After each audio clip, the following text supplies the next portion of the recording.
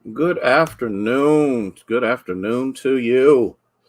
A very uh, dismal, dreary day, but it's still a good day to be around, to be alive, to have functionality, and even in the midst of, how do I want to say it?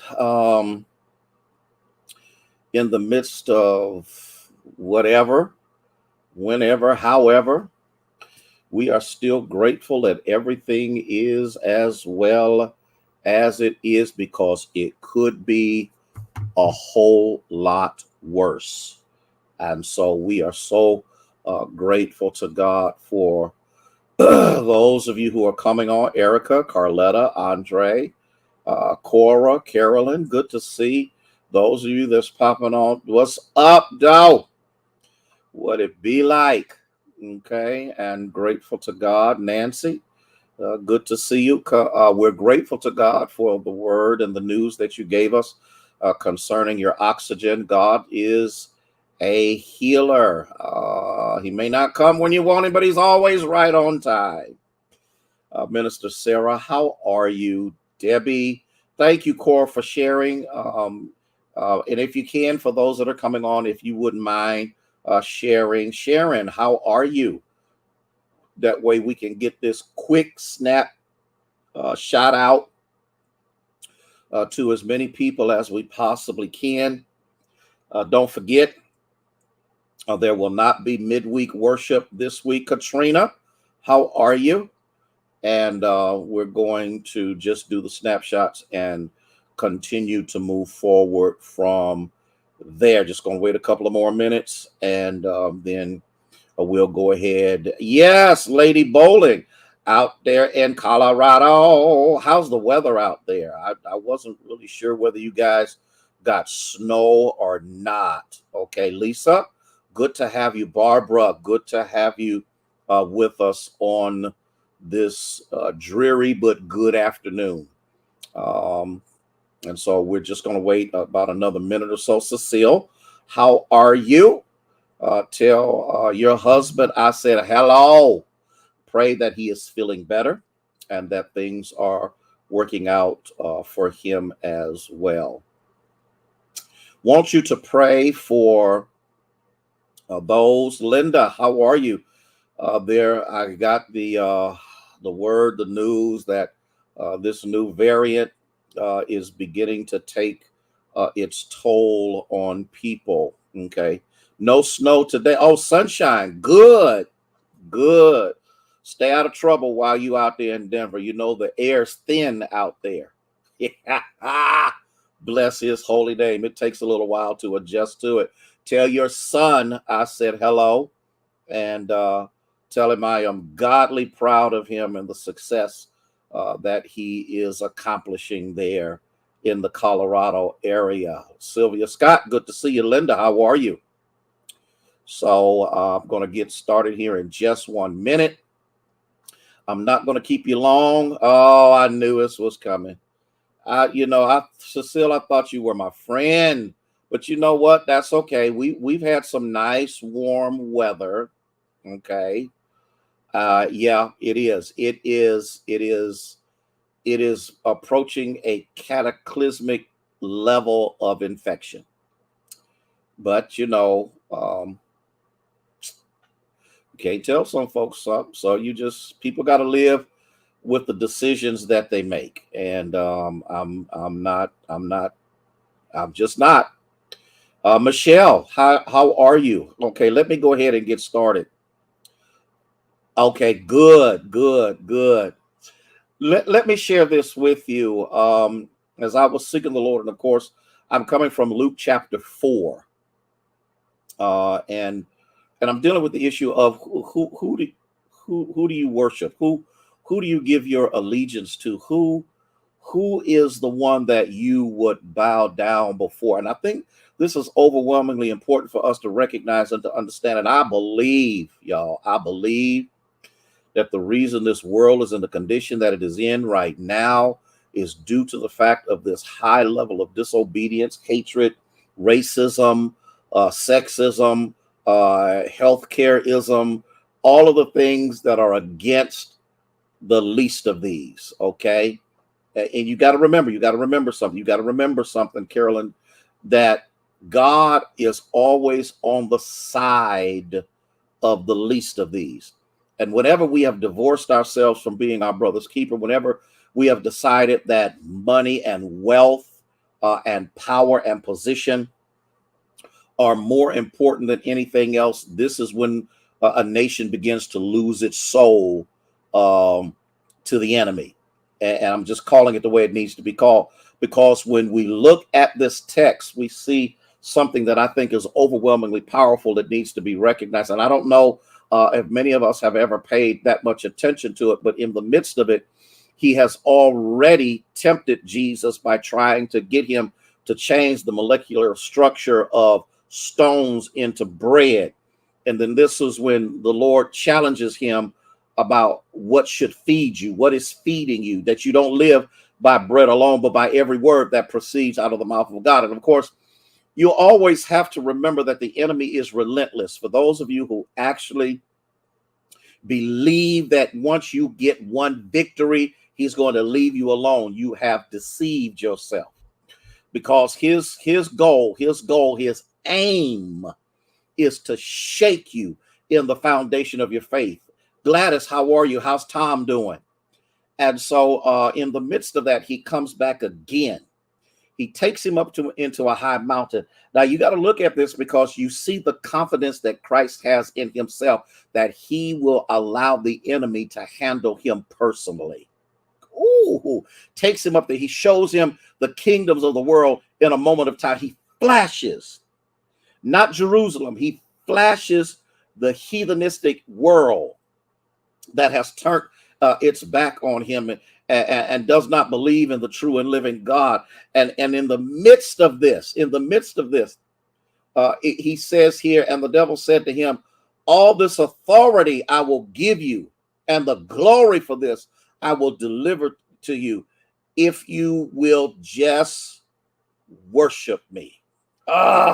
You got to look at this. You got to look at this in order for you to recognize this and to see exactly what's going on in this text.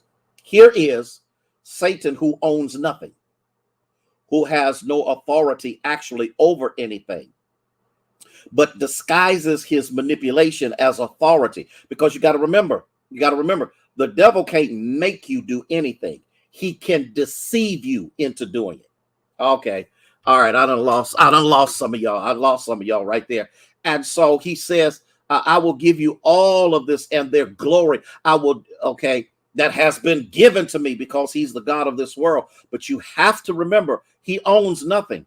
Everything that he has, everything that he does is orchestrated. Okay. Are y'all ready for this?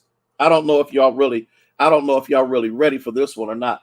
Everything that he does is orchestrated by the hand of God, with the permissive will of God in operation. Okay? He can't make you do anything. You know, what was it? Flip Wilson used to say something about the devil made me do it. No, he can't make you do anything. He can influence you. He can deceive you into doing that. And so he says, here's what I want you to do. All I want you to do is relinquish your authority to me. Oh, he said, if you'll just worship me, if you would just bow down to me, if you would just admit that a creation of yours is greater than the creator. Oh, he says, this I will do, and I will give this to you. And Jesus comes back and says, get behind me, Satan. For it is written, you shall worship the Lord your God, and him only will you serve. My question is, who's getting your worship? Is it your wife? Is it your husband? Is it your children? Is it your job? Is it your possession? Is it your position? Is it your gifts? Is it your talent? Oh, I want to know. What are you really worshiping? Because the truth of the matter is, this is a nation that worships a ton of idol gods. It worships materialism. It worships authority. It worships manipulation. It worships racism. It worships in belittling and bringing people into a level of subjugation to what they consider themselves to have. And God says, through Jesus Christ, you only worship one. There's only one person. There's nothing wrong with loving your family. There's nothing wrong with loving your gifts. But you need to recognize that not one thing that has been loaned to you. Okay, there you go. There you go. Because even your life is on loan. Because it's not yours. God gave it to you and he maintains it. Okay? And so you got to remember. He said he is the only, he said, you're not supposed to worship the world and its riches and its glory and all of those things. You're supposed to worship the Lord your God, and him only are you supposed to serve. Who's getting your service? I didn't say anything about working, because you got to work to make a living. I didn't say anything about having money, because there's nothing wrong with having money as long as money is not your God. There's nothing wrong with you having position. There's nothing wrong with that as long as that position does not take the place of your walk with God. Do I have somebody that's catching this? Okay. You've got to know without a shadow of a doubt where every good and perfect gift comes from. You got to know without a shadow of a doubt who is the same sustainer, maintainer, the appropriate provider that is in your life. And the truth of the matter is, if God didn't give you strength and cognition, the job would be there, but you wouldn't earn a dime. I'm so done with this. Because I need to know who's getting your worship, who's getting your praise, who's getting your adoration. Because ain't but one person you supposed to serve. Only one person you supposed to give your all in all and your everything to. And again, ain't nothing wrong with being in love. Ain't nothing wrong with your boo, your baby, or anything else like that. There's nothing wrong with that. What's wrong is when those persons or those things eclipse your worship with God, eclipse your commitment to God, eclipse your faithfulness to God. Because I'm going to tell you something, and I've learned this a long time ago. God is always faithful, even when you're not. And that's all I wanted to share with you today. I just needed to know. I just needed to know from each and every one of you, because I'm done. I'm done. This is a quick snapshot. I'm done. Don't ever let anything eclipse your worship of God. Don't you ever let anything that you have get in the way of your true worship. Don't ever, never allow another human being to become more important than the God of human people. And if you go ahead and give God glory, if you go ahead and serve him, he will provide for you, because now you've got your priorities in order. I'm out of here. I know it's a dreary day. I know it's drizzling outside. For some of us, we are in the sunshine, like Lady Bowling. The sun is shining and everything as well. But here's what I'm saying. Whatever condition you find yourself in, learn to be content, because some moments of being down, are only the catalyst that will catapult you into a greater future. If you learn how to worship him in down days and difficult days, I guarantee you will not forget to worship him when he places you on the mountaintop of your life. Listen, love you one and all. You have a great day. Let the Lord bless and keep you and provide for you. This is my prayer. We're getting ready to go into watch night. We call it watch night or New Year's Eve service. It will be virtual starting the first Sunday in January. We will be virtual. The virus, and we're taking it month by month as the CDC guidelines and the Lord speaks to me about that, we'll go from there. I'm sorry, but this is the way it is, and I have to be obedient unto the Lord to protect the people of God. Love you one and all. I just want you to have a blessed day. I want you to have a prosperous life, and I want the anointing of the Holy Ghost to rest on you like you've never seen before. May God bless you, and may he keep you, is our prayer.